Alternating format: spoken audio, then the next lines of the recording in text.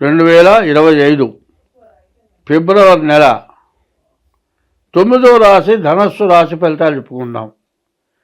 ధనుర్మీనాలకి గురువు అధిపతి అయితే ఈ మీన రాశిలోకి శని వస్తున్నాడు.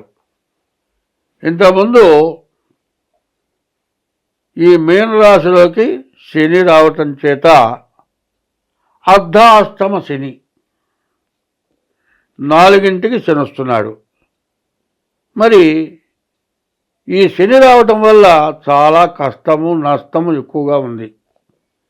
అయితే ఈ రాశి వాళ్ళకి చెప్పాలంటే బుధుడు ఒక్కడే బాగున్నాడు, శుక్రుడు బాగున్నాడు, మిగతా గ్రహాలు ఏవి కూడా బాగాలేవు.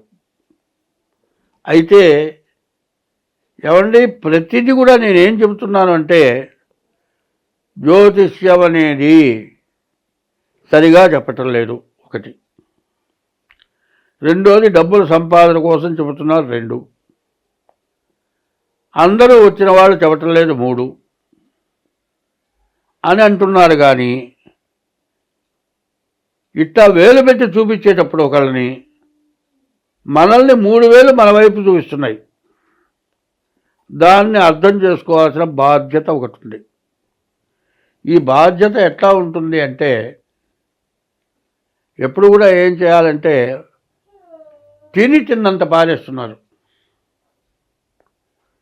ఒకప్పుడు పల్లెటూళ్ళలో ఒక కొత్త కుండ తెచ్చేవాళ్ళు, దాన్ని పసుపురాజు బొట్లు పెట్టేవాళ్ళు. దాంట్లో అన్నం గంజి వార్చేవాళ్ళు. ఆ గంజి దాంట్లో పోసి కాస్త ఉప్పు వేసేవాళ్ళు, మిగిలిన మజ్జిగ దాంట్లో పోసేవాళ్ళు. అవి బాగా పులిసేవి. మనం తినగా మిగిలిన అన్నం అందులో వేస్తే 10 రోజులైనా కూడా అన్నం చెడిపోయేది కాదు. అందరూ వ్యవసాయం చేసుకునేవాళ్ళు. ఈ వ్యవసాయంలో సొంత భూమి లేని వాళ్ళు కూలి పని జీతగాడుగా చేసేవాళ్ళు. వాళ్ళు ఏం చేసేవాళ్ళు? జొన్నన్నం తినేవాళ్ళు. ఈ అన్నం తినేవాళ్ళు ఏం చేసేవాళ్ళు? బియ్యపన్నం కోసం ఎదురు చూసేవాళ్ళు. ఉన్నవాళ్ళు తినగా మిగిలిన అన్నం దాంట్లో వేస్తే ఆ అన్నం తిని పుల్ల నీళ్ళలో నీళ్లు తాగేవాళ్ళు. తినే ఆహారం పారేయకూడదనేది ధర్మం. వాళ్ళు ఏం చేస్తున్నాం? తిన్నంత పారేస్తున్నాం. పెళ్ళి వస్తే ఆయన 20 రకాల వంట చేయించాడు మన స్నేహితుడు, నేను 30 రకాలు చేయిస్తా. ఇంకో ఆయన 50 రకాలు చేయిస్తాడు. ఇది కాంట్రాక్ట్కి వచ్చేప్పటికల్లా మామూలు భోజనం అయితేనేమో 75 రూపాయలకు వస్తుంది. ఇక పెరిగిన కొద్దీ ఒక విస్తరి 1000 రూపాయలు అవుతుంది. సరే పోనీ బాగుందండి. ఒకప్పుడు ఏంటి, పెళ్ళి జరిగితే పెళ్ళి కొడుకు కానీ పెళ్లి కూతురు తల్లిదండ్రులు వచ్చిన వాళ్ళని పలకరించేవాళ్ళు. భోజనం పెడితే వాళ్ళు దగ్గరుండి వడ్డం చేసేవాళ్ళు. ఇప్పుడు బఫే అంటే ఏమిటి? పోయి పళ్ళెం పట్టుకొని పెట్టించుకొని తింటాం. నువ్వు తిన్నావా తినలేదా అడిగేవాళ్ళు లేడు. ఇన్ని రకాల వంటలు చేస్తున్నావు, ఏమిటి ప్రయోజనం? వీడియోలు కావాలి, పాట కచేరీలు కావాలి, డ్యాన్సు కావాలి. ఈ ఒక్క పెళ్ళికి నీ కట్నం ఎక్కువ కావాలి. ఈ కట్నంలో ఖర్చు ఎంత అవుతుంది? ఒక పెళ్ళి జరిగేటప్పటికి 3 లక్షలు 4 లక్షలు 5 లక్షలు ఖర్చు అవుతుంది. ఇవన్నీ పెట్టి నాకేదో దరిద్రం పట్టిందంటే ఏమిటి? అత్తగారు మాకేమిచ్చాడు, కోర్టుకు ఎక్కితేనేమో నా అంత ఖర్చు పెట్టారనేమో పెళ్లి కూతురు వాళ్ళు అంటారు. పెళ్లి చేసేది పెళ్లి కూతురు వాళ్ళు కాబట్టి 3 లక్షలు 4 లక్షలు ఖర్చు పెడతారు. వీళ్ళిద్దరు పోట్లాడుకొని కోర్టుకు ఎక్కితే డైవర్స్ ఇవ్వమంటే మేము ఇంత ఖర్చు పెట్టాం, మా డబ్బులు మాకు ఇవ్వమంటారు. ఇవి చేతులారా చేసుకుంటున్న పాపమా లేకపోతే ఏమిటి నేను అడుగుతున్నాను చెప్పండి. ఇది మిమ్మల్ని విమర్శిస్తున్నానని మాత్రం అనుకోవద్దు. ఎవరిని విమర్శించడం కాదు. మనం చేసిన తప్పు ఏమిటని తెలుసుకొని దాన్ని మార్చుకుంటే ఎంతైనా పుణ్యమే, పాపం అంటూ ఉండదు. ఎందుకంటే నేను దాదాపు 12-13 ఏళ్ళు వచ్చినప్పటి నుంచి బాగా చదువుకొని వృత్తిరీత్యా డబ్బులు సంపాదించా, కుటుంబాన్ని పోషించా, ఎంతో పెద్ద పెద్ద వాళ్ళ ఇళ్లలో చేయించా. నా ఇంట్లో నా పెళ్ళొస్తే ఫోటోగ్రాఫర్ మూడు ఫోటోల కంటే తీయొద్దన్న. మరి నాదస్వరం వాయించే విద్వాంసులు గొప్పవాళ్ళు వాళ్ళు. ఒక్కసారి ఎక్కడైనా పెళ్ళికి వాయిస్తే మినిమం ఆ రోజుల్లో 10,000 తీసుకుంటారు. నీ పెళ్ళికి నేను వాయిస్తావా అని వాళ్ళు రూపాయి తీసుకోకుండా వచ్చి వాయించారు. ఆ రోజుల్లో మా పెళ్ళి కావాలి అంటే ఏమైంది, మొత్తం కలిపితే 25,000 ఖర్చు కాలే. 25,000 ఖర్చు అయినా కూడా ఇంట్లో వాళ్ళు జాగ్రత్తగా ఉండి లడ్లంటే అరిసెలంటే ఇట్లాంటివన్నీ ఇంట్లో చేసుకున్నారు. ఇప్పుడు ఏం చేస్తున్నారు, బయట నుంచి తెస్తున్నారు.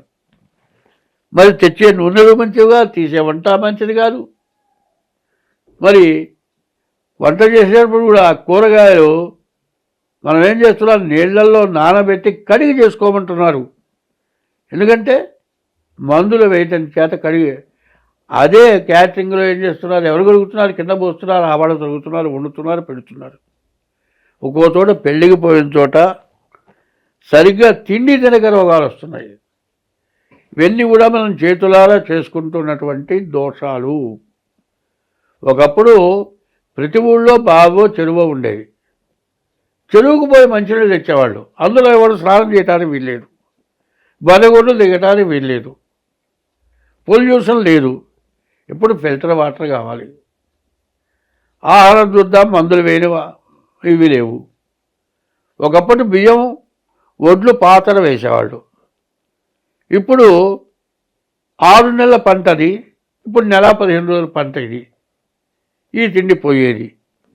ఇవన్నీ ఎందుకు చెబుతున్నానో ఎవరిని విమర్శించడం కోసం కాదు. జాతకము అట్లా ఉంచి నీ ప్రవర్తన ఎంత మారితే, ఎంత ఖర్చు తక్కువ పెడితే అంత మంచిది.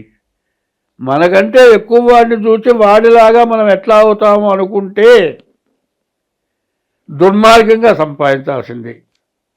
మనకంటే తక్కువ వాడిని చూసి మనం బాగున్నామని తృప్తి పడితే మనం తింటూ వాడికి పెట్టగలుగుతాం. అదే మనకంటే ఎక్కువ వాడిని చూసి వాళ్ళలాగా ఎక్కువ ఎట్లా అవుతామంటే ఏదైనా దురాగతమైన పని చేసి వాడికి ఏదో వాడి పొట్టగొట్టి సంపాదించుకొని తినాల్సి వస్తుంది. ఇది పాపం. ఈ పాపం ఎట్లాంటి పాపం అంటే మామూలు పాపం కాదు. ఈ పాపం విపరీతమైన పాపం. పాపాల్లో మొట్టమొదటి పాపం ఏమిటో చెబుతాను, తర్వాత రాశిలో చెప్పుకుందాం. ఈ రాశి వాళ్ళకి బుధుడు, శని ఈ 2 గ్రహాలే బాగున్నాయి, మిగతా గ్రహాలు బాగాలేవు. కాబట్టి ఈ రాశి వాళ్ళు కూడా ఎంతైనా జాగ్రత్త పడటం అవసరం. కాబట్టి ఎప్పుడూ కూడా పొదుపుని మించింది ఇంకోటి లేదు. జాగ్రత్త పడటం అంతా మంచి ఇంకోటి లేదు. కాబట్టి ఈ రాశివాళ్ళు, ప్రతి రాశివాళ్ళు, ప్రతి వ్యక్తి కూడా మన జాతకంలో ఎట్లా ఉంది, ఆదాయం ఎంత ఉంది, ఖర్చు ఎంత ఉంది.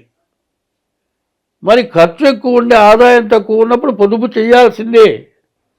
పొదుపు చేయటమే కాదండి, ఇవాళ జరుగుతున్న పని ఒక్క మాట చెబుతా.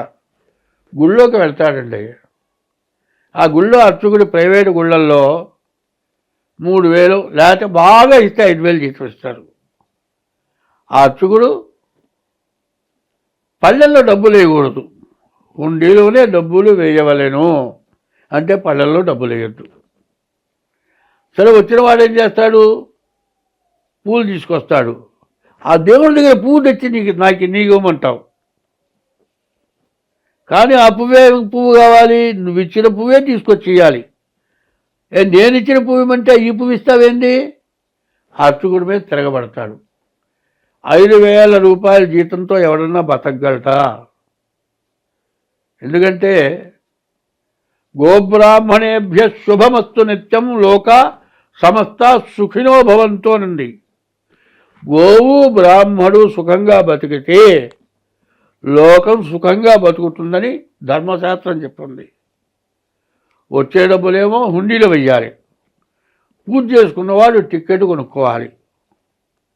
అర్చకుడు పూజ చేసినటువంటి అర్చకుడికి నీవు టిక్కెట్ 10 రూపాయలు తీసుకుంటున్నావు కాబట్టి నాకు 5 రూపాయలు ఇవ్వయ్యా అని వాడు అడగకూడదు.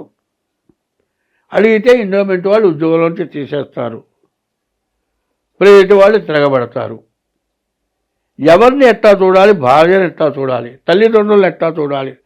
దేవుడు గుళ్ళోకి పోయినప్పుడు ఎట్లా ఉండాలి? ఇది సమస్య పెరుగుతోంది.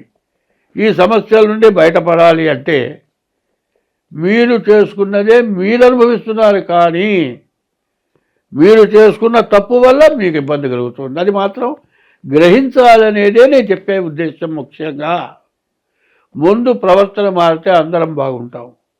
మనం తింటూ ఒకరికి పెడితే మనం ఎప్పుడు బాగుంటాం. కాబట్టి ఈ రాశి వాళ్ళు ముందు మీ డేట్ ఆఫ్ బర్త్ ద్వారా మీ జాతకం చూపించుకోండి, మీకు అన్ని విధాలా బాగుంటుంది.